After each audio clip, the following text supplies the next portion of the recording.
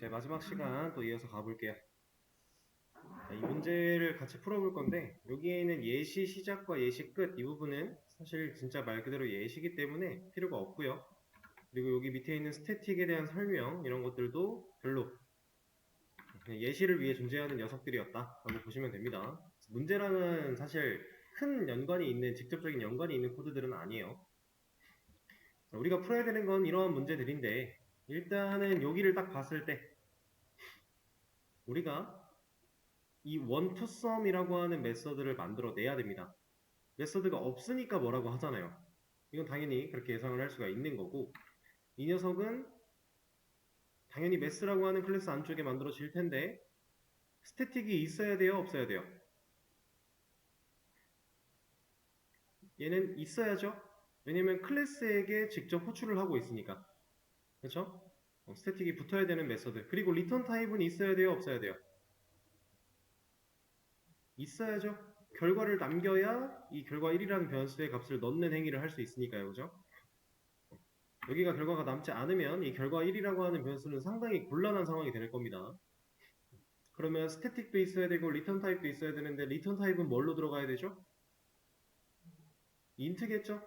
우리가 결과를 넣어주려고 하는 변수의 타입이 인트니까요. 자, 그럼 그러한 것들을 잘 생각을 하시고 여러분들이 메서드를 만드시면 돼요. 저는 퀵픽스를 사용하겠습니다. 우리가 지금 예상했던 모든 것들이 다 들어있는 거예요. 스태틱 필요한 거고 리턴 타입 인트 필요한 거고 메서드 필요한데 인자도 들어있으니까 매개 변수도 하나 있는 거고 그렇죠? 그리고 리턴 타입이 있는데 리턴이 없으면 뭐라고 할 거니까 일단 에러가 없게끔 리턴 값을 하나 정해준 거고요. 자, 여기서 이제 이 문제가 하려고 하는 결과는, 문제가 하고자 했던 로직은 1부터 n까지의 합이에요. 여기서 말하는 n은 인자로 넘기고 있는 얘가 될 거고요. 여기서 말하는 n이 그냥 미지수 n을 의미한다라고 보시면 됩니다. 그래서 1부터 이 n이라고 하는 6가지의 총합, 그러니까 지금 3이니까 1 더하기 2 더하기 3을 하고자 하는 거예요. 밑에 있는 10은 1부터 10까지의 합, 이런 걸 구하는 이제 메서드를 만들어 달라라고 하는 문제였습니다. 자, 문제 의미에 맞게끔 얘 이름을 n으로 좀 바꿔줄 거고요. 1부터 n까지의 합이라고 했으니까. 자, 그러면은 n이라고 하는 매개 변수는 지금 이 첫 번째 함수가 실행되는 이 시점에 이 메서드 n에 매개 변수라는 n에 어떤 값이 들어온 거예요? 처음에는 3 넣었으니까 그대로 3이 들어왔겠죠. 그렇죠? 두 번째가 실행될 때는 10이 들어올 텐데 제가 첫 번째 이만큼만 일단 포커싱을 잡아놓고 문제를 풀어본다면 얘가 하고자 했던 일은 결국 1부터 3까지의 총 합이죠. 우리는 그 문제를 풀어봤습니다. 1부터 5까지의 합이라던가 이런 거 해봤죠. 그거 하기 위해서 우리는 sum이라고 하는 변수 0을 처음에 넣어놨다가 반복문을 사용했었어요. i라고 하는 녀석이 1부터 3까지 1씩 증가하면서 반복을 하는 과정에 이 sum이라는 애에다가 원래 값을 잃지 않으면서 변화하는 i의 값을 더해주면 우리가 1부터 3까지의 합을 구하는 거였잖아요. 그리고 최종적으로 리턴을 sum이라는 변수를 해준다면 이 결과 1이라는 이곳에는 최종적으로 1, 2, 3을 총 다 더한 6이 들어오게 될 것이고 왜냐면은 sum이 0이었다가 1부터 3까지 1씩 증가한다고 했으니 처음에 1 더해지고 반복 한번 돌아오면 2 더해질 거고 돌아오면 3 더해질 거니까 그러면 원래 값을 잃지 않으면서 덧붙여 나가는 거니까 총 6이 썸에 들어있을 텐데 그걸 리턴했으니 이만큼의 실행 결과가 6이 남을 거고 그럼 우리는 6을 출력할 수 있겠구나. 자, 잘 나오죠? 문제는 두 번째예요. 두 번째는 3까지만 더하는 게 아니라 10까지 더해야 되는데 얘는 지금 우리가 3까지만 1부터 3까지만 변화할 수 있게 해놨으니까 문제가 된 거죠. 그럼 얘를 10으로 바꾸면 두 번째 거 결과는 잘 나올 거예요. 다만 첫 번째 거 결과도 같이 바뀌겠죠. 왜냐면 동일한 메서드를 호출하는 상황인데 달라진 거라고는 인자밖에 없는 거니까. 자, 그럼 여기서 이미 여러분들은 다 끝났어요. 자, 여기서 넘어오는 인자가 미지수 n이었습니다. 몇 가지 더할지를 정해주는 게 이 자리로 들어와요. 3까지인지 10까지인지 얘가 알고 있죠. 자, 그 상태에서 이 반복문을 볼게요. 이 반복문의 결과가 1부터 10까지 하는 이유는 누구 때문이에요? 네, 종료 조건에 있는 10 때문이겠죠? 지금 현재. 그러면 상황에 따라서 이 값은 바뀔 텐데 우리가 반복문에 있는 종료 조건을 10이라고 그냥 박아놓으면 상황에 따라 변화가 안 되겠죠? 그러면 지금 변화할 수 있는 상황에 따라 변하는 n이라는 값을 종료 조건에 넣어준다면 첫 번째가 실행됐을 때 3이라는 인자가 있으니까 3이 들어올 거예요. 그러면 여기 지금 n 대신에 3이 들어있는 거나 마찬가지. 그럼 그때는 1부터 3까지의 합을 해줄 거고 두 번째가 실행될 때 10이라는 값이 들어오게 될 거니까 10을 가지고 있을 텐데 여기 n 썼으니까 이게 10이랑 마찬가지. 그럼 1부터 10까지의 합을 구해주겠네요. 이렇게 우리가 인자와 매개변수 그리고 리턴을 적절하게 잘 활용을 해서 1부터 n까지의 합을 구해낸 겁니다. 이게 생각보다 어려운 문제가 아닌데 좀 어렵게 느껴질 수도 있는 문제예요. 왜냐면 아직 이런 변수나 반복문이나 이런 것들의 활용 자체가 어색할 수밖에 없어요. 우리 이거 자바 배운 지 이제 2주 됐어요. 아직 한 달도 안 됐거든요. 그 2주 중에서 오늘까지가 딱 열흘 공부하는 날이에요. 물론 여러분들이 주말이나 이럴 때 복습을 하셨다면 2주니까 14일 공부를 한 건데 사실상 이 안에서도 반복문 진도 나간 거는 한 3일차, 뭐 4일차 이렇게 되니까 실제로 이 문법을 배운 지가 2주가 채 안 된 시간입니다.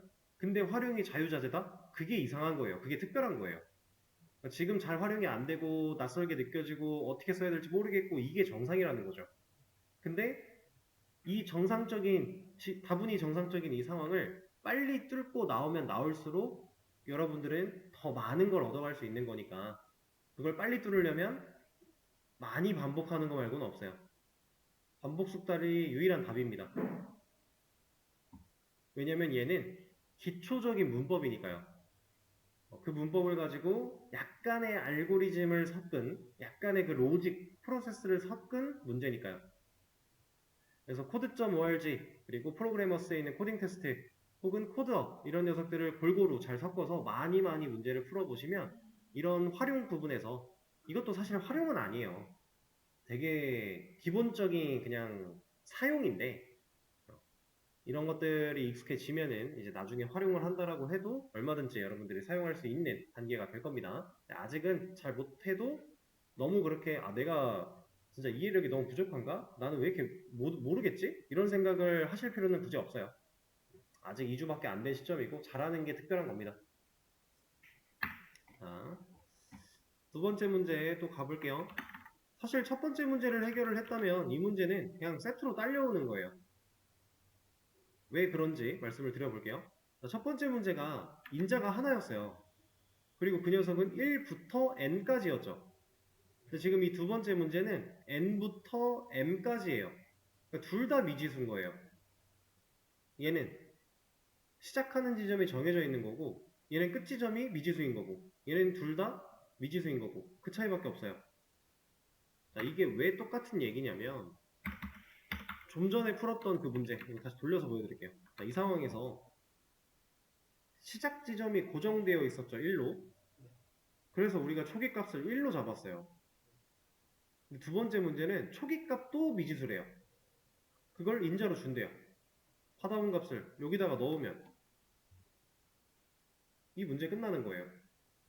자, 실제로 이렇게 한번 보여드려 볼게요. 얘를 그대로 복사를 한 다음에 다시 문제를 돌립니다. 자, 그리고 이 안쪽에 넣어요. 넣으면 안 되겠구나. 클래스까지 복사를 했네요. 그러면 이렇게 써주고 자, 이 상태에서 매개변수 개수 안 맞으니까 하나 더 만들어줘요. 그리고 이름이 다르니까 이름도 맞춰줘요. 자, 그리고 제가 말한 게 초기값을 넘겨받은 미지수 n을 사용하자라고 했죠. 그리고 여기서는 이제 얘가 초기값, 얘가 종료 조건이 될 거니까 여기를 m으로 바꾸고 여기를 n으로 바꾸면 이거 끝났어요. 결과 그냥 나옵니다. 이래서 첫 번째 문제를 풀면 두 번째 문제가 세트라는 건데 이렇게만 보면은 좀 어렵게 느껴질 수 있으니까 제가 직접 쓰면서 하나 보여드려 볼게요. 자, 이 문제가 요구하는 건 미지수 2개, 인자 2개로 넘겨주고 있는 2랑 3을 썼기 때문에 2부터 3까지의 총합이에요. 근데 얘는 사이에 숫자가 없죠. 2 더하기 3 해서 결과가 5인 겁니다. 자, 밑에 있는 문제가 5랑 10이 넘어가고 있는데 얘는 5부터 10까지의 합이에요. 그 말인즉슨 5, 6, 7, 8, 9, 10을 다 더해라 라고 하는 거죠. 이걸 원한 겁니다. 아까랑 달라진 건 시작 지점밖에 없어요. 아까는 1부터 시작을 했다면 지금은 2부터 시작을 하는 거고, 아까 1부터 시작을 했다면 지금은 5부터 시작을 하는 거예요. 이렇게. 그걸 누가 정한다? 인자가 정한다. 그래서 필요한 거를 만들어 보겠습니다. 일단 매스라고 하는 클래스는 있어야 되니까 그 안쪽에 스태틱 얘도 리턴이 필요하죠. 인트 타입으로 n2 msum 이라고 하는 메서드를 만들 건데 매개변 수를 2개 생성을 할 거고요. 일단은 에러가 없게 리턴을 하나 해줄 겁니다. 자, 그리고 해야 되는 로직은 sum 그리고 반복문, 이 안쪽에서 int i는 m부터 시작을 할 거고 이 i는 m까지 갈 거다. 그리고 i는 1씩 증가할 거고 이 안쪽에서 sum에다가 지금 변화하고 있는 i를 더할 거야. 최종적으로는 다 더해진 sum을 리턴할 거야 라고 우리가 코드를 쓸 수 있어요. 제가 보여드린 상황, 지금 문제 상황을 제대로 이해를 하고 활용할 수만 있으면 되는 건데 초기값이고 종료 조건으로의 활용입니다. 왜냐면 여기서부터 여기까지 더할 거니까. 자, 근데 이거를 이제 좀 변화를 줘보면 사실 얘는 이렇게까지 쓸 필요도 없어요. 왜 필요가 없냐면요, 잘 보시면 애초에 초기값을 줬죠. 이거 우리가 지금 초기값으로 활용하려고 받았어요. 근데 초기값을 i라는 변수를 만들어서 지금 이 값을 넣고 있잖아요. 지금 이 코드에는 i 자체가 불필요하다라는 거예요. 왜냐면 초기값이 이미 주어졌으니까. int n이라고 하는 변수가 여기서 선언이 됐고 값을 받아오면 이 과정이 필요가 없다라는 겁니다. 대신에 그러면 i를 못 쓸 거니까 이 자리에는 n이 오면 되고요. 스텝은 n을 증가시키면 돼요. 그리고 우리가 더해줄 값도 n을 넣으면 돼요. 이래도 같은 결과가 나와요. 이렇게 쓰는 반복문은 실제로는 이렇게까지 하지 않아요. 안 하는데 그래도 가능하다라는 걸 보여드린 거고, 이게 가능할 거라고 생각할 수 있는 이유는 우리 애초에 포문에 무한루프 쓸 때 이런 식으로 썼었잖아요. 값이 필요하지 않으니까 안 넣었던 거. 문제가 없었죠, 문법상. 지금 이거는 무한루프라서 빠져나갈 구멍이 없어서 뭐라고 하는 거고, 그죠? 이런 게 되니까 우리가 필요한 거 빼고 나머지는 없애도 괜찮지 않을까? 부터 시작을 한 거예요, 이거는. 기본적인 문법의 모양은 정해져 있지만 그 모양을 조금 변형해도 사용할 수 있는 방식들이 여러 가지가 있으니까 여러분들이 편하신 대로 사용을 하시면 된다. 그리고 이런 방식으로 갈 것 같으면 사실 이거랑 다를 게 없겠죠.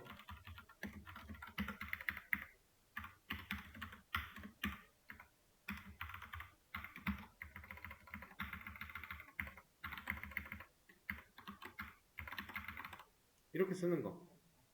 우리가 while문을 만들 때 중요했던 거 초기값, 종료조건, 스텝이에요. 근데 저 초기값을 안 썼어요. 왜? 여기 있으니까.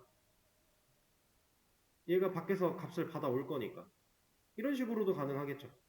어떤 걸 쓰더라도 여러분들이 상황에 맞게끔 사용할 수 있는 연습을 하시는 게 좋고요. 그리고 지금 이러한 기초 문법에 대해서의 응용, 이렇게 될까? 저렇게 될까? 하는 거는 여러분들이 아직 머릿속에 이 자바라는 녀석이 많이 안 들어갔을 때, 너무 그 기본적인 틀에 박히지 않았을 때, 지금 다양한 생각을 해보는 게 가장 좋아요.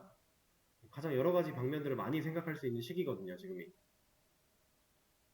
이렇게 어떤 방식을 쓰든지 간에 문제의 결과는 동일할 거고. 자, 생각보다 간단한 문제였습니다.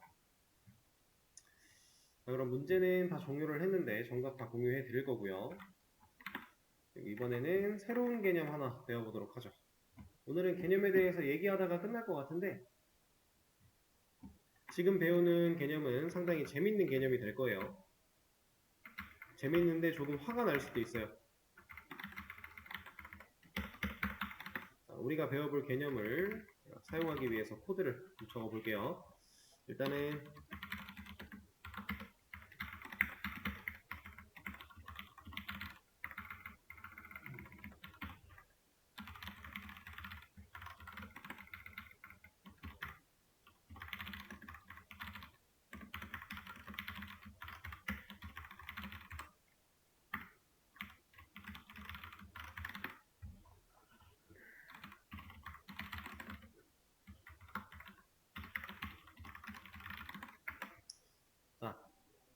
화면에 제가 코드를 좀 작성을 했습니다. 현재 저는 사람 타입의 A 사람이라는 변수 하나 만들어서 사람 인스턴스를 생성한 후에 리모컨 연결했고요. 그 다음에 그 녀석 리모컨 눌러서 숨쉬다라고 하는 메서드를 호출하려고 하고 있어요. 근데 당연히 얘가 지금 에러가 나오고 있는 이유는 숨쉬다라는 메서드가 없어서예요. 그죠? 근데 어디에 없어서? 사람 클래스에 없어서예요. 얘가 갖고 있는 거는 지금 이 상황에서는 아무런 쓸모가 없죠. 얘는 서로 다른 클래스니까. 그죠? 자, 근데 저는 얘를 건드리지 않을 거고요. 여기도 건드리지 않을 거예요. 정확히는 이 녀석을 건드리긴 할 건데 이 안쪽, 클래스의 안쪽을 건드리지 않을 거고요. 여기를 건드리지 않을 거고요. 얘도 안 건드릴 거예요. 근데 이 문제를 해결할 수 있어요. 클래스 안쪽, 나머지는 다 아예 안 건드릴 겁니다. 근데 해결이 가능해요. 자, 화면을 잘 보세요. 제가 사람 클래스 정의되어 있는 이 옆에다가 extens라고 하는 단어를 써주고 동물이라고 적을 거예요. 그리고 저장을 했더니 어떻게 됐어요? 에러가 사라졌죠. 자, 그리고 실제로 얘는 기능 실행까지 가능해요. 자, 우리가 배웠던 거, 지금까지 배웠던 거에 의거하면 얘는 말이 안 되죠. 클래스가 가지고 있지 않은 메서드를 실제로 사용하고 있는 모습이니까요. 근데 자바에는 이런 개념이 가능합니다. 그래서 여러분들이 지금부터 배우실 개념은 상속이라는 개념이에요.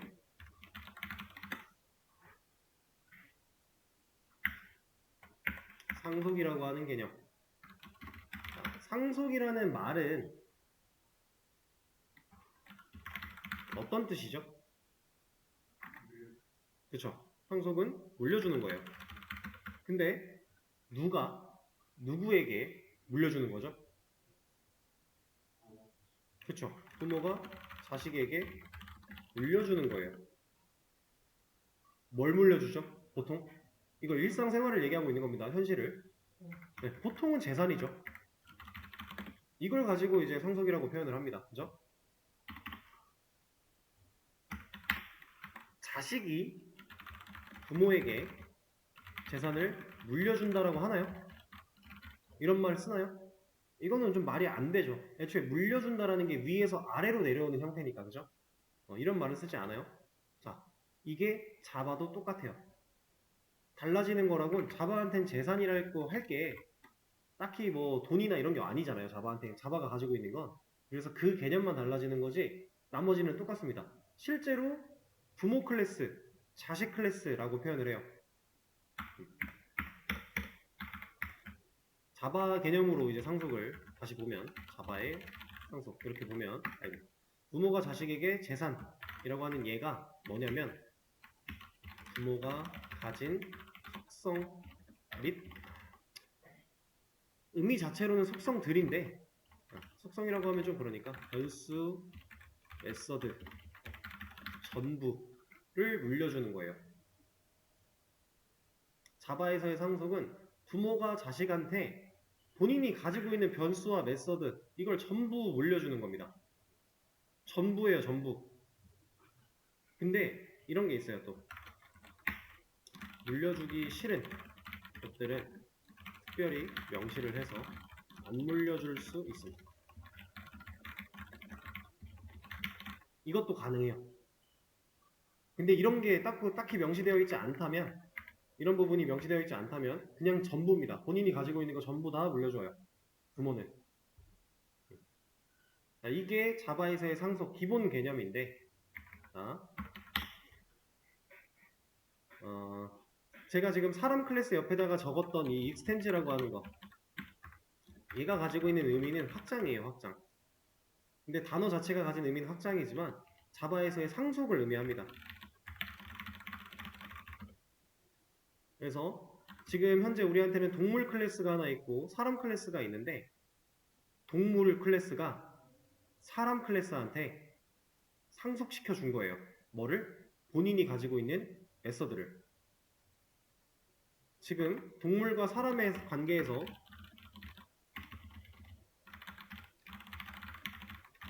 이 관계에서 동물 클래스는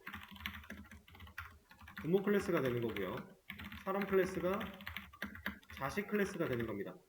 그러니까 익스텐즈를 사용해서 다른 클래스를 입력받으면 얘는 상속을 받은 녀석이고요. 이렇게 익스텐즈에 입력되는 얘가 상속을 해주는 녀석입니다. 상속을 하는 사람이 부모고요. 상속을 받는 사람이 자식이 되는 거예요. 그래서 동물과 사람, 이렇게 지금 동물을 사람 클래스가 사람 클래스는 동물 클래스를 상속받고 있다 라는 뜻이에요. 얘가.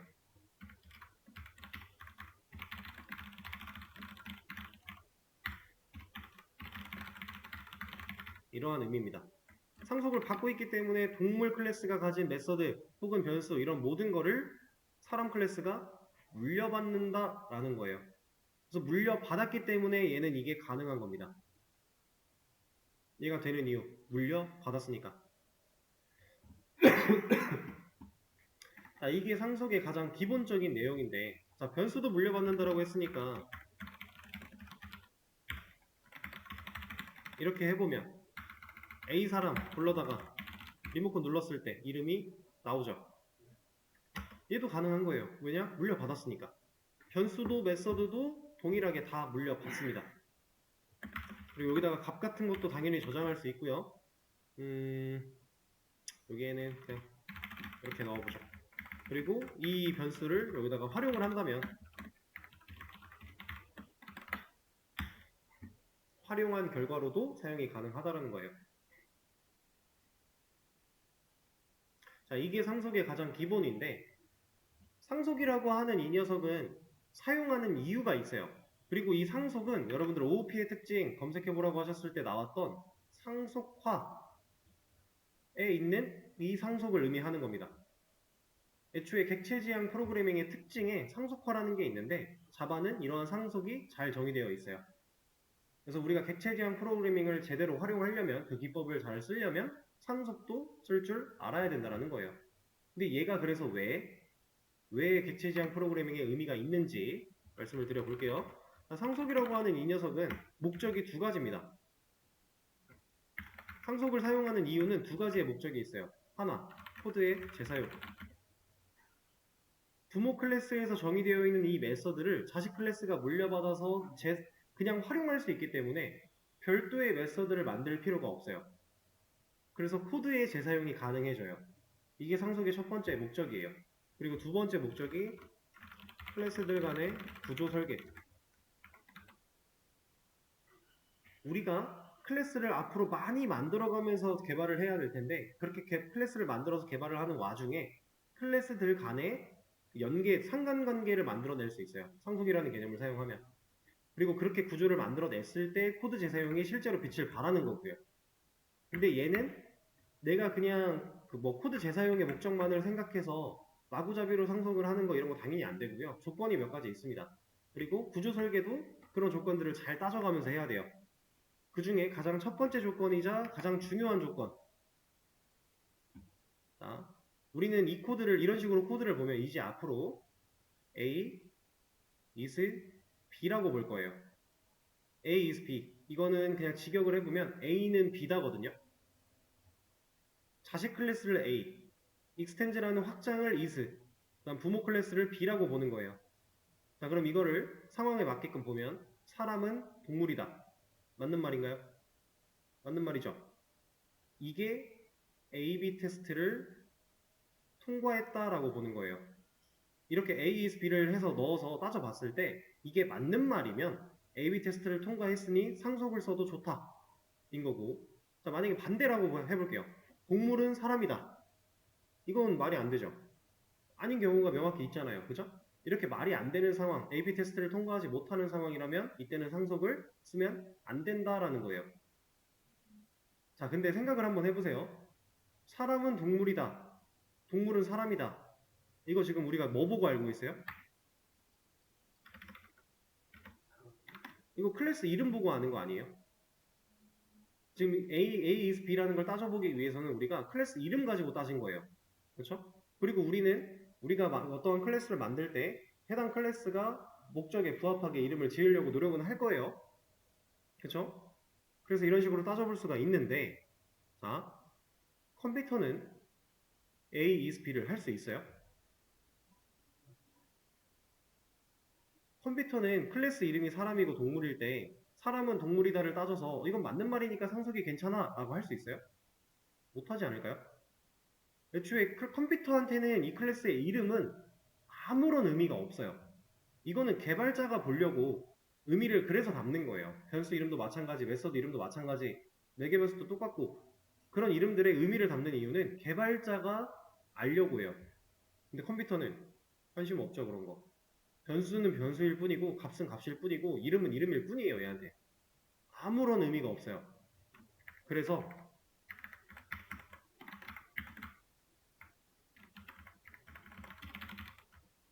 컴퓨터는 이 상황에 대한 문제점을 인지하지 못해요. 동물은 사람이다 라고 하는 이 말이 틀렸다라고 인정할 수가 없어요, 컴퓨터는. 그냥 얘는 문법상 문제가 없기 때문에 에러를 보여주지 않습니다. 근데 이거는 실제로 문제가 커져요. 왜냐면 사람이 개발을 해요. 코드를 사람이 짜요. 컴퓨터가 알아먹지 못한다고 이거 괜찮네, AB 테스트 무시해도 되겠네 라고 해서 클래스 구조를 막 쌓는다고 해볼게요. 근데 상속이라고 하는 이 개념은 지금 얘가 동물이라고 했을 때 사람으로 뻗쳐서 이렇게 상속을 받으면 여기서 끝나는 게 아니라 사람은 또 다른 누군가에게 줄 수 있고요. 이렇게. 그리고 심지어 동물이 다른 애한테 또 줄 수도 있어요. 이렇게. 상속을 본인이 여러 자식을 가질 수 있다는 얘기예요. 얘도 마찬가지고. 자, 그러면 본인이 가지고 있는 변수와 메서드를 물려준다라고 했습니다. 그럼 동물이 사람한테 물려줬겠죠. 근데 사람이 자식을 셋이나 가지고 있대요. 그러면은 동물한테 물려받은 거를 사람이 가지고 있는 거니까 얘한테도 똑같이 물려주지 않을까요? 그렇죠? 이런 과정들이 반복되는 상황 속에서 이 기본적인 A/B 테스트, 이 상관관계가 올바르지 않은 그런 구조로 상속을 진행하다 보면은 나중에 여러분들이 클래스가 마구잡이로 이렇게 막 여러 개의 클래스가 이렇게 얽히고 설켜 있을 때 이런 과정 속에서 완전히 난리가 납니다. 이 밑에 있는 이 녀석 하나를 쓰기 위해서 올바르게 쓰기 위해서 이 위에 있는 과정을 다 뜯어 고쳐야 되는 상황이 와요. 이 구조가 잘못된 상태로 이어져 나가다 보면. 그래서 절대로 A/B 테스트를 통과하지 않으면 상속을 쓰지 말자라고 하는 거예요. 그리고 실제로 이 상속이라는 개념은 코드의 재사용 그리고 클래스들 간의 구조 설계라는 이러한 목적으로 사용을 하는 거 맞고, 그리고 객체 지향 프로그래밍의 중요한 특징 중에 하나로 상속화가 있는 것처럼 되게 중요한 개념이지만 못 쓰겠다, 나 이거 잘 모르겠다, 애초에 구조를 그래서 어떻게 하라는지 모르겠어, 안 쓰면 돼요. 그러면 안 써도 문제가 되지 않아요. 쓰면 좋은 건데 애매하면 안 쓰는 게 나아요. A/B 테스트 무시하고 마구잡이로 상속할 거면 차라리 안 쓰는 게 낫다는 얘기입니다. 그 정도로 중요한 개념이에요, A/B 테스트. 상속을 진행할 때 꼭 지켜야 된다라고 하는 거.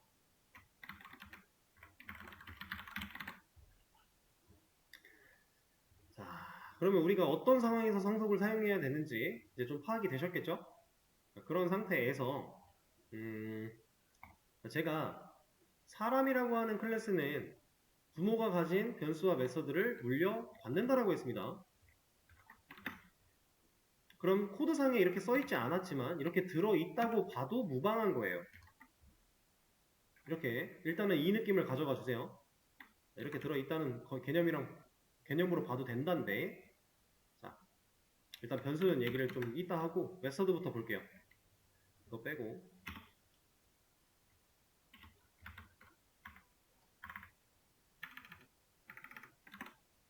자, 제가 지금 이 숨쉬다라고 하는 메서드를, 사람 클래스에 있는 메서드를 출력 결과를 2로 해놨고요. 여긴 111로 해놨어요.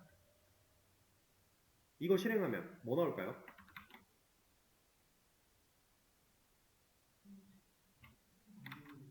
이거 나올까요? 이거 나올까요? 1번, 2번.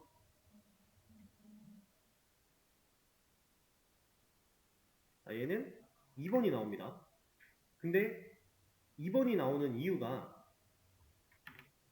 지금 동물 클래스에 있는 숨쉬다랑 사람 클래스에 있는 숨쉬다라는 이 메서드는 같은 메서드일까요? 아니면 서로 완전히 다른 메서드일까요?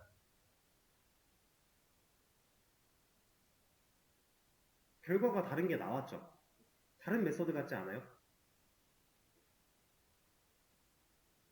자, 얘는 하나의 메서드입니다. 애초에 사람이라고 하는 클래스, 동물한테 물려받아서 숨쉬다라고 하는 이 메서드를 가지고 있는 이 녀석이 숨쉬다를 이렇게 똑같이 써버리면 얘는 새로운 숨쉬다라는 메서드를 만들어낸 개념이 아니라 부모한테 물려받은 숨쉬다라는 메서드를 기능만 바꿔 끼운 거예요. 이 개념이 오버라이딩입니다. 부모한테 물려받은 메서드를 자식 클래스 단에서 그 부분에서 본인이 원하는 대로 수정한 것, 기능을 수정한 것, 그게 오버라이딩이에요. 근데 이 오버라이딩이라고 하는 녀석은 뭐가 좋은 거냐면 얘랑 만약에 여기서 이제 상속을 받지 않은 상태로 숨쉬다를 이렇게 만들어도 기능은 똑같죠. 이거 어차피 이 녀석이 실행되는 거잖아요.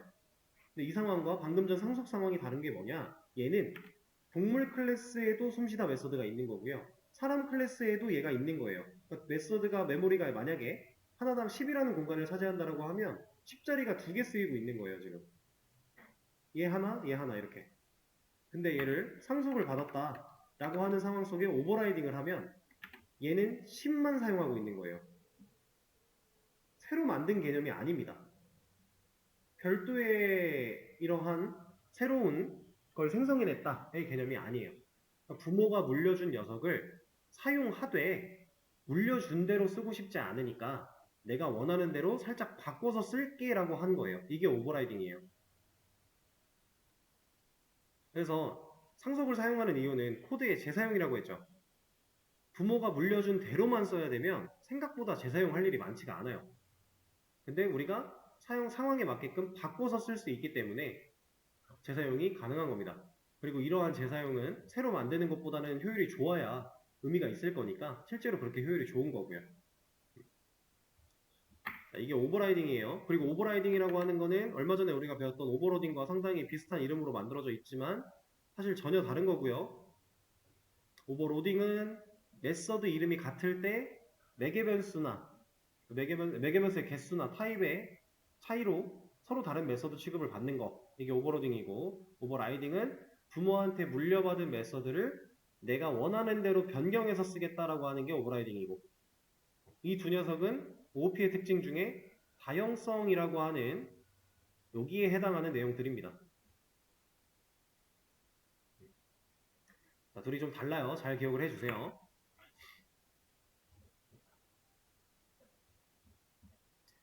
자, 이 상황을 자, 간단하게 그림으로 표현을 해보자면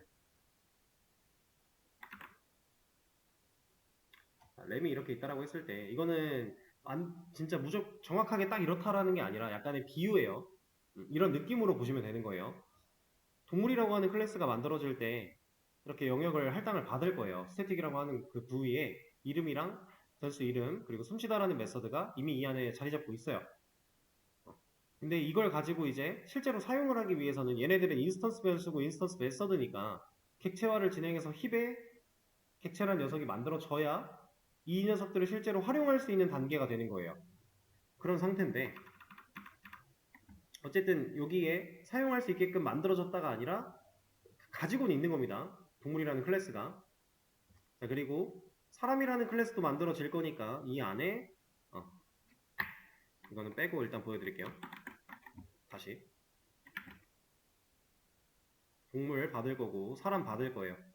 이 안에는 변수랑 메서드라는 개념이 들어있는 상태라고 보시고 사람은 아무것도 없죠? 근데 사람 클래스가 동물 클래스를 상속받게 했어요. 그러면 이 안에 실제로 변수나 메서드가 이렇게 물려받은 것처럼 그대로 들어있다 이게 아니라 사람 클래스의 안쪽에는 부모 클래스의 변수나 메서드를 참조할 수 있는 특정한 값들이 저장되는 거예요. 얘를 불러다 쓸 수 있는 버튼 같은 게 생겨났다라고 보시면 돼요. 그래서 얘는 실제로 가지고 있지는 않습니다. 부모가 가지고 있는 녀석을 그냥 끌어다가 쓰는 느낌. 그런 개념이에요. 그래서 여기다가 똑같이 이러한 코드를 작성을 해서 안에 내용을 바꿔 끼우는 것도 결국에 실제로 이렇게 만들어내는 개념이 아니라 부모가 가진 걸 가져다가 쓸 때 내용을 바꿔서 쓰겠다라는 개념이에요. 이해되실까요? 이거를 막 깊게 이해할 필요까지는 없고요. 그냥 지금 흘러가는 이 상황을 그대로 받아들이시면 돼요. 상속이라는 건 저렇게 되는 거구나. 그렇게 느끼시면 됩니다, 일단. 자, 그래서 이 메서드 같은 경우는 부모 거랑 동일한 이름으로 만들어내면은 오버라이딩의 개념이었고, 이걸 자동 완성으로 만들면 이런 어노테이션 같은 게 하나씩 달리긴 해요. 근데 이거는 사실 지금 단계에서는 아무런 의미가 없는 거니까 무시를 하셔도 상관이 없어요.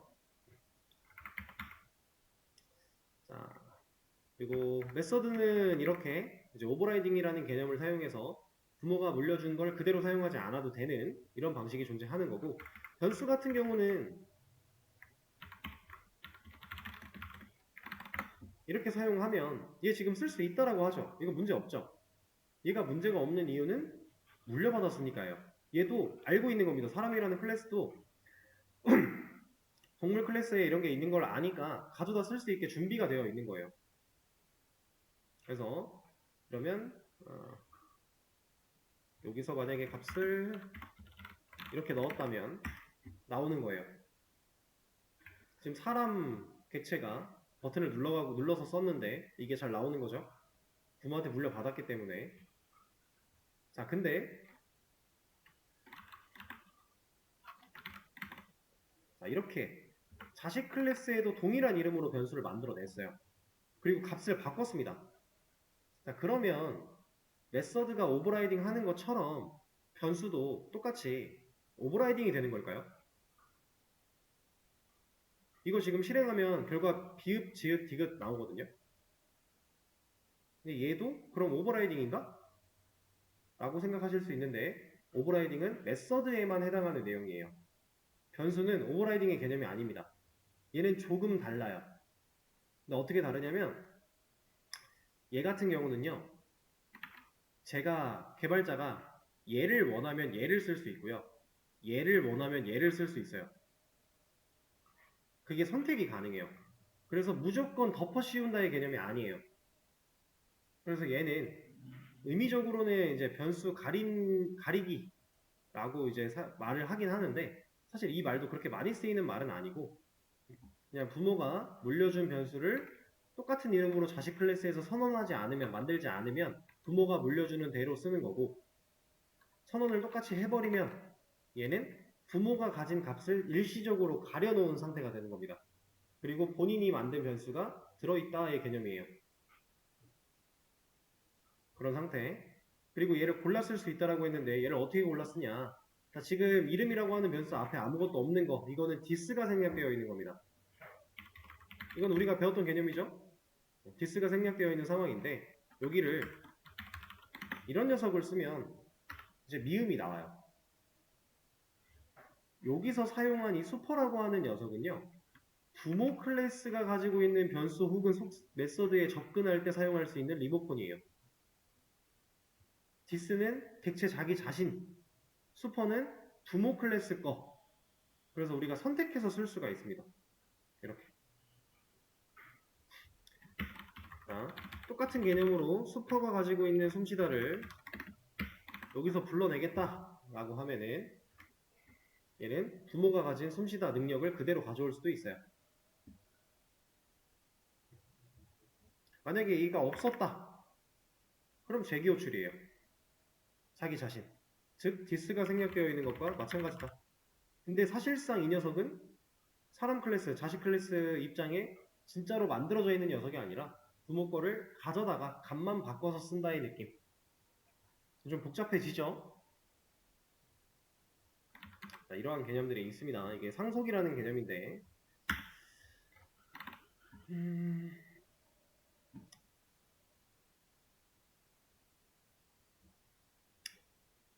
그러면 이거 한번 볼까요?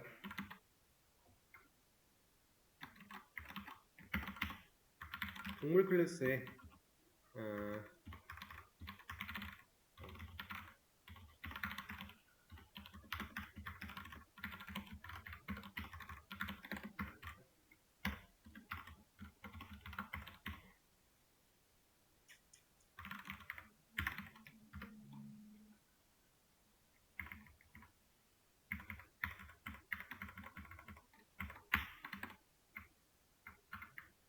A면 선자가 없네요. 이러고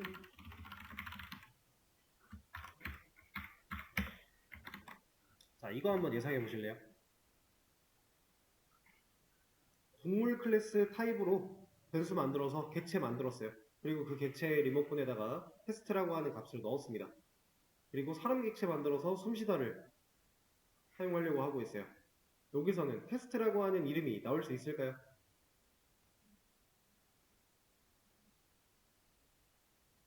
테스트 숨쉬다 이 나올 수 있을까요? 아니면 널 숨쉬다 이 둘 중에 어떤 결과가 나올까요?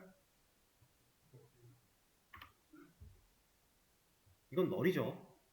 이건 착각하시면 안 돼요. 동물 인스턴스가 만들어졌고 사람 인스턴스가 만들어졌으면 얘네들은 남남이에요. 그죠? 이 안에 이름에 값이 테스트가 들어있는 거지 사람 객체가 만들어질 당시에 물려받은 동물은 값을 들고 있을 리가 없어요. 얘가 만약에 스태틱이었다면 그러면 공유를 했겠죠. 근데 그게 아니니까. 스태틱도 한번 넣어볼까요? 근데 사실 이거는 조금 다른 느낌이긴 한데 이렇게 하면 나오긴 나옵니다. 왜냐면 스태틱은 인스턴스마다 공유할 수 있는 공유 자원이었으니까. 동물 객체를 만들어서 저장을 한 번이라도 했다면 이렇게 만들어져 있는 이름이라는 변수는 이미 테스트라는 값을 가진 채로 저장이 되고 있을 거니까. 그걸 불러다가 쓰고 있으니까. 자, 이제 머리가 좀 아프실 수도 있어요. 헷갈리고. 자, 지금 이 상황을 간단하게 보여드리면 동물 아니다. 이거는 이렇게 하죠. 램을 그려놓고 여기 스태틱이라는 이름 변수가 있으니까 공간이 이미 뚫려 있었어요. 동물 클래스를 보고 동물 객체를 만들어내면 힙이라는 영역에 동물 인스턴스가 만들어질 거고 이 안에 숨쉬다라는 메서드 이름이라는 건 공간이 애초에 여기에 만들어져 있으니까 이렇게 되어 있어요. 이게 지금 동물 인스턴스예요. 이 상태에서 얘가 만들어집니다. 그리고 이 녀석을 여기에 있는 이 녀석을 불러다가 값을 테스트라고 넣었어요. 얘는 고정된 자리에 테스트라는 값을 가진 채로 보관이 되고 있을 거예요. 그리고 이 녀석으로는 할 일이 더 끝났으니까 아무것도 안 할 거고 사람 객체를 만들어냅니다. 똑같이 인스턴스 사람 만들어질 건데 얘는 동물이라고 하는 클래스가 가지고 있는 이름이라는 변수와 숨쉬다라는 메서드를 물려받겠죠. 그러니까 거기를 찾아갈 수 있는 단서를 얻어낸 거예요. 얘는 갖고 있어요. 상속을 받았으니까. 그리고 메서드를 호출할 때 여기를 바라볼 수 있는 단서를 갖고 있으니 이 녀석에 접근해서 너 일로 와봐 한 거예요. 그리고 메서드에서 써서 호출 사용이 가능한 거죠. 이게 스태틱입니다. 자, 상속 기본적인 개념 좀 알아봤는데 어렵게 느껴지실 수도 있어요. 다만 중요한 거는 모든 걸 물려준다. 이게 첫 번째 가장 중요한 거고 상속을 쓰려면 A/B 테스트 통과해야 된다 라는 거고 사용 목적은 이런 것들이 있지만 사실 이거는 이해가 안 되시면 무시하셔도 돼요. 일단은 나중에 공부하셔도 돼요.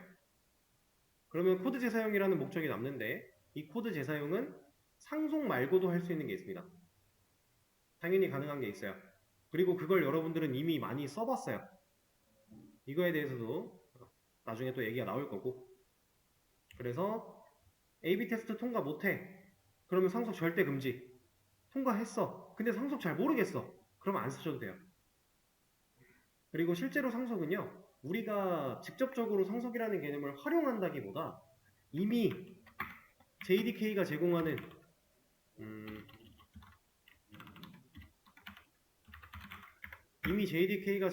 클래스들 이런 클래스들이 상속이라는 개념이 많이 활용되어 있어요. 이렇게 익스텐즈라고 적혀있죠? 우리가 방금 배운 거예요. 그러면 이 어레이 리스트라고 하는 클래스는 자식 클래스일 거고 부모 클래스가 abstract list라는 클래스가 되는 거예요. 그리고 이 녀석으로 가보면 얘는 또 abstract collection이라고 하는 녀석을 상속받고 있어요.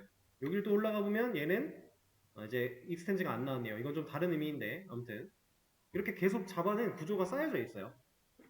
실제로 우리가 이 구조를 만들어 쓴다기보다 JDK라고 하는 녀석이 가지고 있는 구조를 이해하는 데 좀 더 필요한 부분이고 그런 게 가능할 때 되면은 이제 실제로 활용도 문제가 없을 거고요. 상속에 대한 기본적인 내용 조금 해봤어요.